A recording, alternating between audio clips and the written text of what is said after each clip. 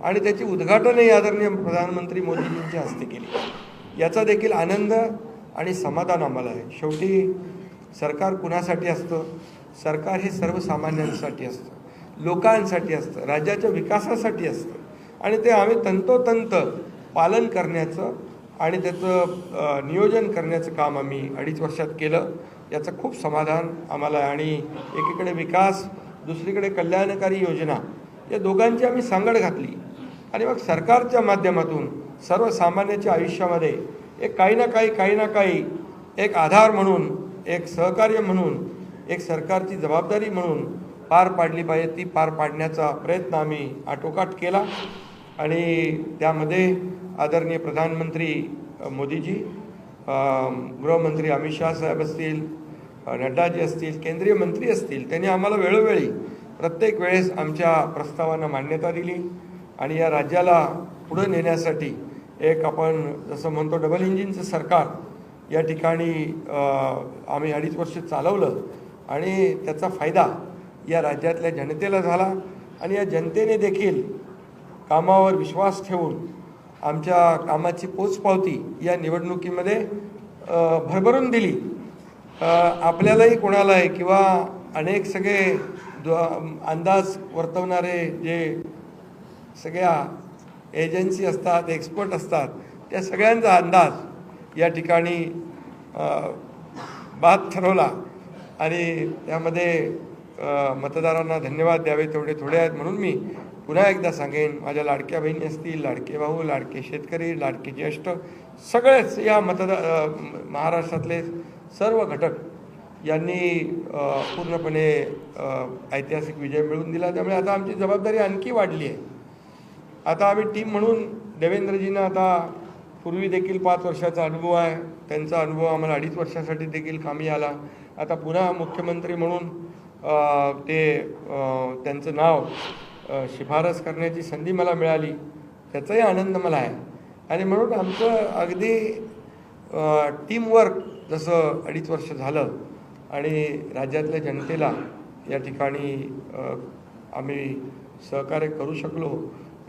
आतापर्यंतच्या इतिहासामध्ये आपण जरी थोडं चाळून बघितलं तरीसुद्धा एवढ्या कल्याणकारी योजना कधी झाल्या नव्हत्या आणि कल्याणकारी योजना फक्त आम्ही निर्णय घेतले नाहीत तर त्याची अंमलबजावणी केली, त्याचा लोकांना बेनिफिट झाला, लोकांना त्याचा फायदा झाला। शेवटी कल्याणकारी सरकार, सर्वसामान्यांचं सरकार हे लोकांच्या कल्याणासाठी असतं, ते खऱ्या अर्थाने आम्ही राबवलं, याचा आनंद आणि समाधान आहे।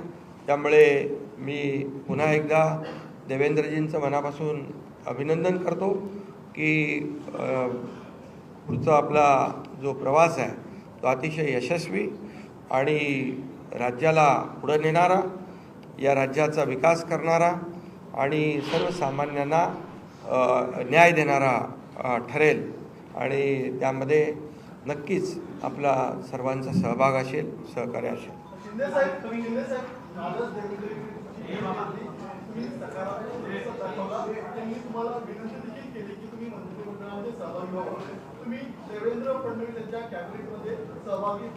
अरे बाबा, ते सांगितलं ना संध्याकाळी, आम्ही सांगतो तुम्हाला, संध्याकाळी सांगतो, मला ते एकदमच पाहिजे। देवेंद्रजी माझ्याकडे आले, त्यांचा मनाचा मोठेपणा आहे, त्यांना धन्यवाद देतो। आमच्या सर्व महायुतीच्या आमदारांचा देखील जो काही आग्रह आहे, सगळ्यांना मी धन्यवाद देतो, सगळ्यांचा आदर करतो। त्यामुळे तुम्हाला सांगू ना,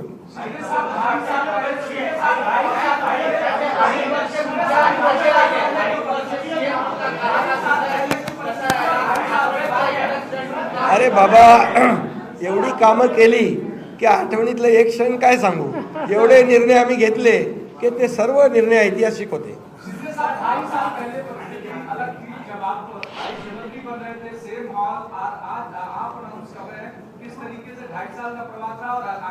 बहुत खुशी है मुझे कि 2.5 साल में हमारी सरकार ने, महायुति सरकार ने और हम तीनों ने और हमारी टीम ने जो काम किया है वो उल्लेखनीय है। उसके इतिहास में उसका सुनहरे अक्षरों में लिखा जाएगा। इतने बड़े निर्णय लिए, इसकी हमें खुशी है। तब्येत चांगली आहे, म्हणजे आवाज थोडा, अरे आता तब्येत होते चांगली ना, आता लगेच कसं जोरात बोलू.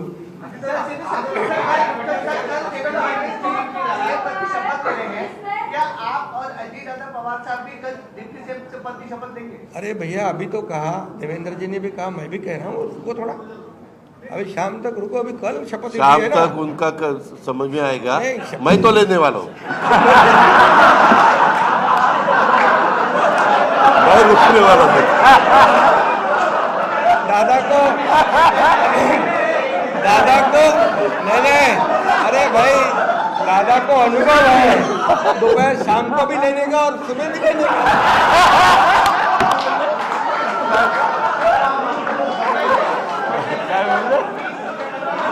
परंतु ऐका, पूर्वी आम्ही सकाळी दोघांनी घेतली होती, तो हे राहून गेलेलो होता. आता पुढे 5 वर्ष आता ठेवणार आहे.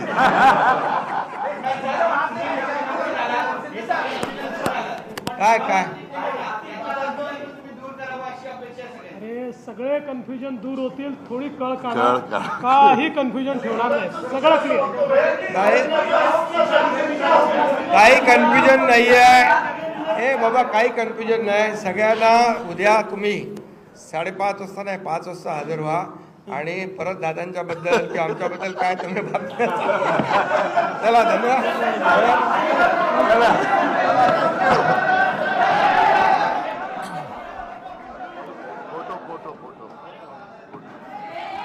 तर उद्या संध्याकाळी 5:30 वाजता राज्याच्या मुख्यमंत्री पदाची शपथ देवेंद्र फडणवीस घेतील, याबद्दलची घोषणा करण्यात आलेली आहे. अखेर आता एकनाथ शिंदेंनी त्यांचा पाठिंबा आहे तो राज्यपालांकडे दिलेला आहे. अजित पवार यांनी